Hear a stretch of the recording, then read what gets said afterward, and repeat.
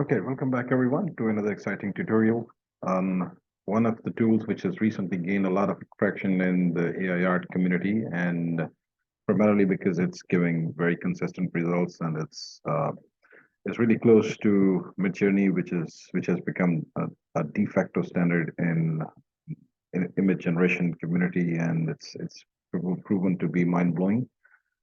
Today, we're going to talk about Leonardo AI, and we're going to see how it differentiates and how it works as compared to Midjourney version 4, version 5, or the generic way of functionality of the Midjourney.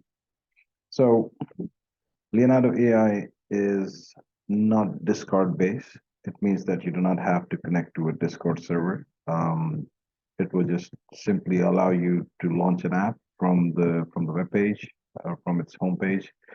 Here in the screen, you can see that I'm already logged in. So before you can actually launch the app and you can use Midjourney, you have to be whitelisted and you have to request for your access. Once the access is granted, you can join in and you can enjoy all the freeness and all the quality that the tool has to offer. Now, one thing, as I've been playing around with this tool, I've seen that it's really close to something that we are used to do in Midjourney. So it allows you to write a prompt, and then it allows you to just um, select a few models, just one model among the few available here, and then it just you click generate, and it starts generating the models. So it generates the images, that's all. But here there are a few settings that you need to know in order to ensure that you're getting the maximum quality and you're not burning your free tokens. So the first thing to start here is that you are allowed to only use about 150 tokens a day, and your tokens get reset every 24 hours. You can, of course, upgrade, but the free version is there. So it means that Leonardo AI allows that capability for the free users to do at least some work. Now, when you're trying to play with a new tool, of course, having these many number of tokens might not help, but it will just help you in gaining a kind of basic understanding of the tool. That's what we're doing here. So on your left-hand side navigation, you can see that you have the number of tokens available. At this point, I just logged into to the to the Leonardo AI app about 45, 50 minutes ago, but you can see that during the experimentation, I already have burnt about maybe more than 50 tokens. That's because that number of images here I've chosen the generation of the images to be equal to 4 whenever I'm generating a prompt. So you can actually keep it at the lower side, but I don't think it's going to help because there's a lot of variation in the images which are coming out of the Leonardo AI models. So you can choose the number of images that you want this model to generate. Then just below that, you have the prompt magic. It's available in version 2. I have turned it on. You can turn it off. I think it's more costly, so it's okay to keep it running with version without the prompt magic. I'm sorry. So if you turn it on, it gives you a couple of settings which are related to high contrast and prompt magic strength. So it really means that if you're writing some kind of prompt, so whatever this thing is doing, so if we hover over that, so it says how strongly prompt magic influences the output of, oh, wait a minute, no.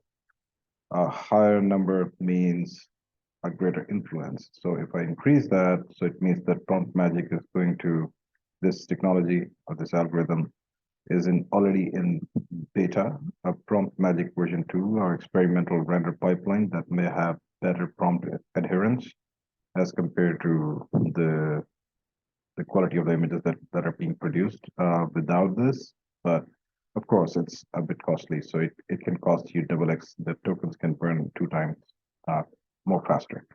So coming down, you have image dimensions here. So you see, as you can see that in Midjourney Discord, you have that ability to create versions of images in different sizes. Here you have square shapes, and yeah, you do have these different settings as well. So you can mostly create 5 by 12, 6, 768, and you can just create these settings as you need. You can create these images. And you can also change these dimensions, but then what will happen at that case is that, so if you just randomly change the dimensions of the images, you'll find out that there's a warning that shows up on the image dimensions, which says that, hey guys, you hold on for a sec. Don't be very enthusiastic about your custom settings. The selected model has been trained at 768 by 768, so you will likely find the best results rendering at that resolution, then upscaling. So it means that whatever the fine-tuned model I'm using here, whatever the model I'm using here, it has been trained on certain settings.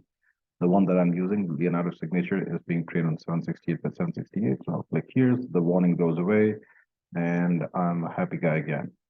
So coming down here, so it has a guidance scale. So the guidance scale is how strongly your prompt is weighted.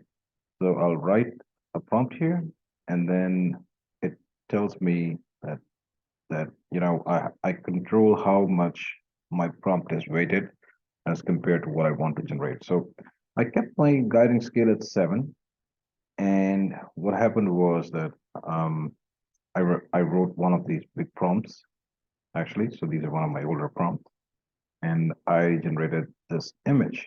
So it shows here, right? So that's the quality if I just keep it here on the guidance scale. But if I just increase that to 13, let's see, it gives me a warning. A high-low guidance scale can produce unwanted results and image degradation. So we recommend using a guidance scale of around 7. So it's a kind of setting that Leonardo.AI actually advises you.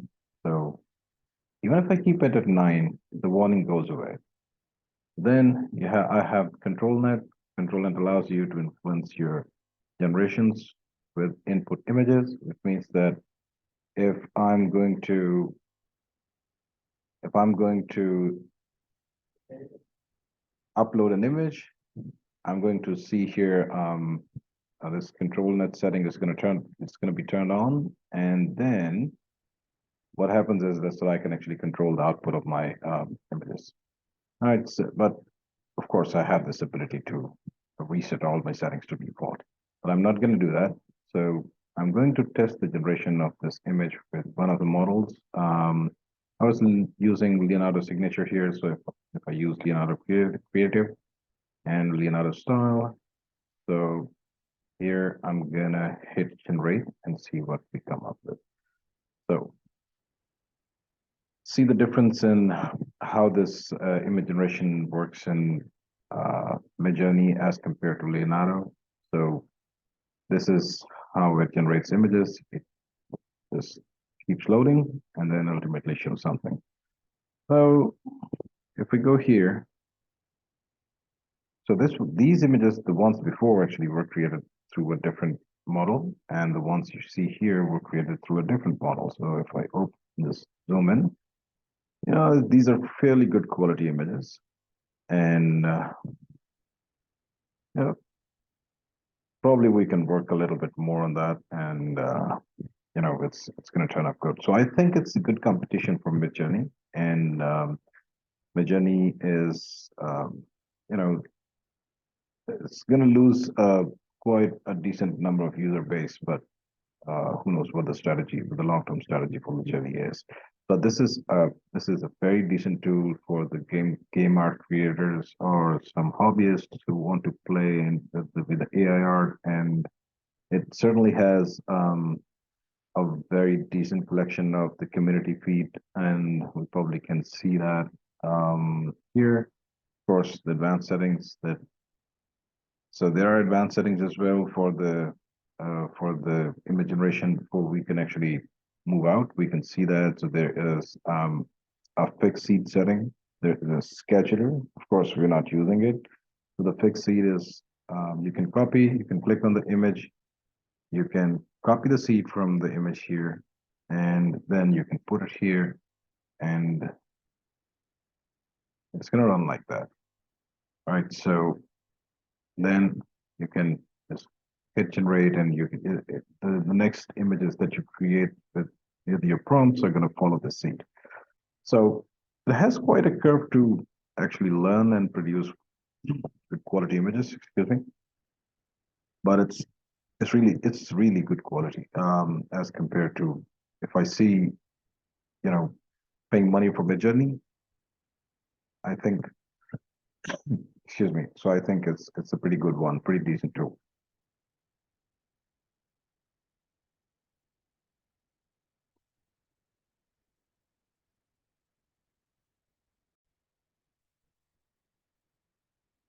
So that's pretty much all about how you can create images using Leonardo.AI. Pretty straightforward. So just to recap, step number one, you just put your prompt, you set your number of images, then if you want to turn on prompt magic, that's your call, but you don't want to use that, in my opinion, when you're using free tokens every day. You still want to do the experiments. For instance, I turn my number of images created as I just turn down the number of images a little bit so that my tokens should not burn out really. So and the pricing, of course, is here. So you can see if I'm paying monthly for that tool, it's free. There's a free version, there's an apprentice version, artisan version, and then a master version. Yeah. So a lot of details regarding the quantity and the quality, upscales, pending jobs, conference jobs, whatever that is. So you can actually go through that, and you can really choose the version that you would want to. And I'll just go back and just before actually I leave, yeah, I just want to show you how beautiful the quality is using this tool as well. So it's pretty decent. So if we click on this image, and one good thing about this is that you get complete details about the prompt. So see that, so waist high portrait of an exotic, beautiful Caucasian woman wearing this trendy clothing at a beach, blah blah blah. Then there, you can add some negative prompts, and there's the prompt. You'll So image to image, this will copy the prompt over to the AI generation tool, and as well as load the image into the image. So if you like some image, you can click here, image to image. So it will take us back to the AI, the app where we can generate um, the new image. So we'll click on generate, and let's see what we come up with. I believe that we had the seed updated. I'm not sure if it's now updated or not, but I think yes.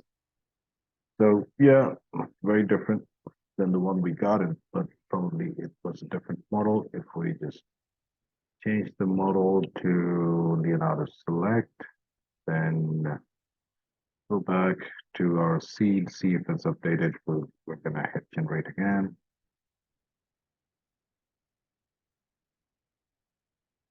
So let's see. And probably, and you can see that. So here the 76, the pixels have already changed, and you can see that the quality has gone pretty much weird. So if I click 768 by 768, if I hit generate,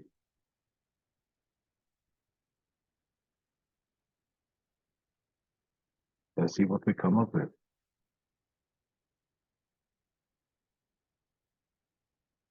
Yeah, a bit different than what we're getting here so far. So anyways, this is what Leonardo AI is. And of course, I've not gone through all the details of this tool, but eventually I'm gonna work more on that, and I'm going to test more strategies and techniques on make my image generation better for AI, for this Leonardo AI, and of course we're gonna add more tutorials. So for now, this is pretty much it, and I'll keep the length of this video finally short enough so that you guys can actually skim through all the content. And again, I'm so thankful for all the support that you've given me so far, and I hope to see you again next time. Take good care of your time and health. Thank you very much. Take care. Bye-bye.